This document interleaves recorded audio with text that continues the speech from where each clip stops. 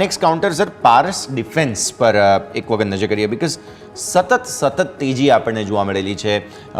મૂળ એટલો સરસ છે કે સતત આ સ્ટોકમાં ખરીદદારી, અને આજે સમાચાર આવ્યા હતા કે L&Tએ 305 કરોડ રૂપિયાનો ઓર્ડર આપ્યો અને ત્યારબાદ જબરદસ્ત એક્શન બનતું જોવા મળેલું છે. સર, ચાર્ટ્સ કેવા લાગે તમને?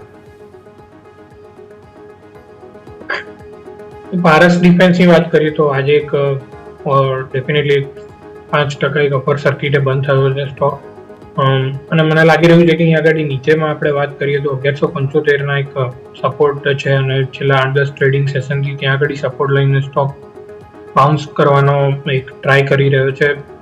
તો મને લાગે છે કે આ રેલી ડેફિનેટલી ઉપરમાં 1350-1400 સુધી એક બાઉન્સ આવી શકે છે, પરંતુ અહીંયા અત્યારે લોંગ ટર્મ વ્યૂ માટે અહીંયા અત્યારે કોઈ વ્યૂ બની નથી રહ્યો, કેમ કે શોર્ટ ટર્મમાં સ્ટોક થોડો ઓવરબોટ થઈ ગયો છે. તો અહીંયા આગળ શોર્ટ ટર્મમાં 1350-1400ના લેવલ સુધી કરન્ટલી આપણે અહીંયાથી વ્યૂ બનાવી શકીએ છીએ.